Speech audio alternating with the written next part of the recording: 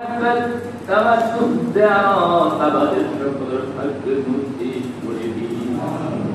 তামাম নবীর সিদ্দিকীর সাহাবা দেখি আমাদের মুকাদ্দিমিন আমাদের মুকাদ্দিমিন আফাতা ইকরাম মাশায়েখ ইকরাম যারা কয় বাকি সকলের পাক করে মেহেরবানি করে হাদিয়া পৌঁছাই দিন। আমিন। রব্বুল আলামিন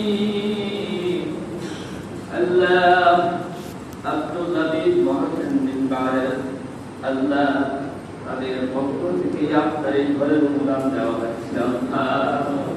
আল্লাহ মায়ের ইনসানের সবাই নিমিত্তে সৎকার জারিয়ার নিমিত্তে এই মসজিদটা